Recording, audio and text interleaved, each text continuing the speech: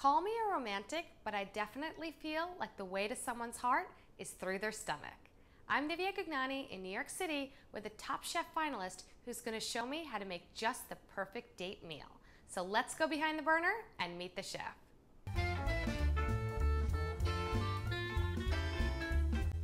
I'm here with Chef Dave Martin. Dave, tonight is all about date night. So what are we going to make? We're going to do two quick courses. These are the carrot mashed. For the sake of time, we've kind of started them up, but let's just talk about them real quick. Mashed potatoes, you can do so many things with them, and back at my restaurant in LA, every week I actually had a different flavored mash. Very good tip. Mix all sorts of different ingredients that inspire you inside your potatoes to make your average potatoes be extraordinary. Exactly. So have a ratio of half potato, half carrot. We've already cooked up both ingredients, but you want to cook them both up separate. You want to start them both in cold water, but it's very important to have a ton of salt. You need that because you got to bring out those flavors. Well, you're not just bringing out the flavors, you're actually seasoning the product then, and you're also breaking down the starch in both the potato and carrot. So there's a dual purpose for that, so that when you get to the final phase, you don't have to add a bunch of salt. Hanger steak, it actually lies below the regular tenderloin, or where we would get the filet. So the flavor and texture, it just has more of all of the above. It's a little bit greenier, it's a little less expensive. So we're gonna literally make it like a meat martini. So guys or girls will like it, as long as they're not vegan. Let's just blend those. Yeah. So we have a 50-50 blend. If you don't like pepper, then you don't have to worry about it. You want the whole surface area covered. You know, the same thing's gonna apply when we do the fish. We're gonna season both sides. If you season one side, you're still half seasoned, so it doesn't work. We've got a super hot pan. We're just putting some extra virgin olive oil in there, and then she's gonna drop the meat in. Want to keep everything kind of separate, and not too much in the pan. Don't overcrowd, then you won't sear, you'll actually boil. And a trick to searing too, let it hang, and then when something's actually seared, it's going to let you know, because it's going to say, oh, boom, you can turn me.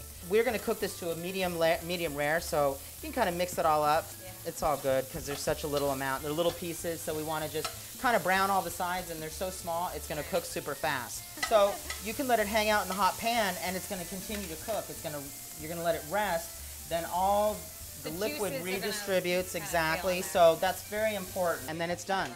So there's the meat. The carrot mashed, I'm telling you, like, it's the way to go.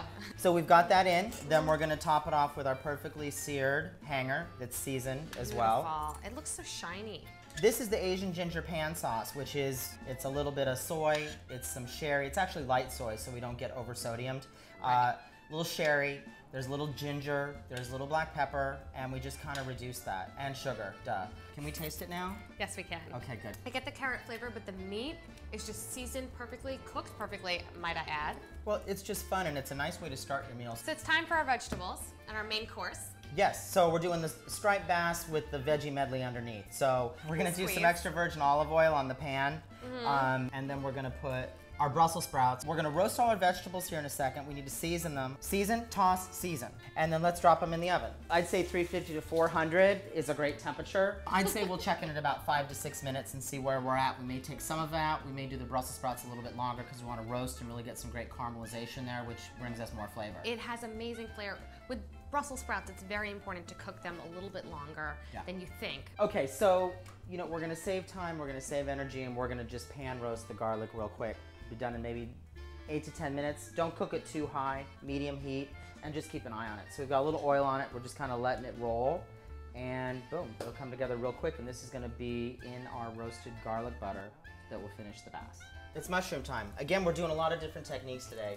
We're still gonna do a high pan, a little bit of oil. Again, don't ever overcrowd your pan because you'll get more of a steamed or boiled effect versus a, you know, sauteed. So that's a great roasted tip, that make sure your food has enough room in the pan to move around. Otherwise it's not going to cook properly or evenly. Yeah, we got to get our salt and pepper in there, of course. And you know, the thing about mushrooms is you need to salt them because the mushrooms release their own liquid. And make sure you don't wash them in water. You can get a mushroom brush, which is really cool if you've got time, unless you're doing 10,000 mushrooms. And you can just kind of brush off the dirt. You can brush off the dirt if you need to. So sauteing, just let it hang a little bit. We'll give them a little bit of a stir. Just kind of get them moved around a little bit. You want them to get that dark brown color. Yeah. And I'm not putting like tablespoons of oil, I'm putting just little splashes if I see that there are areas that are sticking or that there's just no moisture. We're checking on our veg. We're gonna give things a little mix up. Again, we don't want things overcooked because they are gonna get to cook a little bit more. We're gonna take everything but the Brussels sprouts out right now. Garlic's just about done. I'm gonna turn it down so it finishes, but we've already got some good color and caramelization. The fish, see how 50-50? We took the skin off. Some people do the skin off, skin on. I don't need the skin. So we're gonna just sear it and get the fish started at this phase. The longer you leave it on one side, it's gonna cook through. It's not gonna overcook. So then you may just have to drop it on the other side for a couple seconds and you're good to go.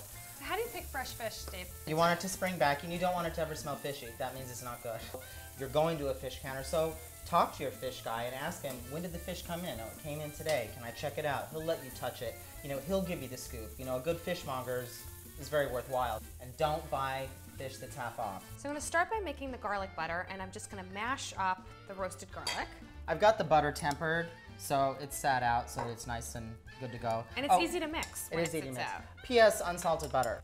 So we're gonna get all the garlic in. We're doing a little bit of nutmeg and then salt and pepper. So you always want to taste everything. We're gonna start putting things together.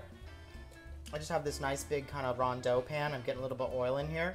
Then we're gonna drop all of our roasted ingredients. This is the bacon that you didn't see me do because I didn't think you needed to learn how to slice bacon and cut up little strips. Then we've got our little grape tomatoes, yum. But as you know, they haven't been seasoned, so we gotta do a little seasoning even on those. Get this all nicely together. I'm gonna drop a little bit of our roasted garlic butter in here with our veg. We're gonna finish the fish. Put a little bit of butter on it. So I've got some nice layer cake Shiraz from Australia for us to enjoy. We're just kind of stacking a little bit of everything, getting our color out here. What's kind of cool about the Shiraz is, you know, we started with a little bit of meat in the masher, so you can roll with that Shiraz right into the fish because it'll actually go with both, especially with all these earthy veggies and the roasted garlic. It's one wine that can carry you through the whole meal. So there we have it, our date night striped bass with seasonal roasted vegetables, and boom. Let's get involved. What's fun is, this doesn't have to be fish if you don't like fish. One, if you were a veg person, eliminate the bacon. This can be a vegetarian entree if your guy or gal is veg. You can also you can throw quail on this. There's so many things that you can do. It's just fun to have all the different roasted vegetables, all the different flavors, the textures and colors of fall. And it's fun to make together. So cheers. Cheers. Thanks for having me. Thank you. Stay tuned to Behind the Burner, where we give you the tips, tricks, and techniques that are lighting the culinary world on fire.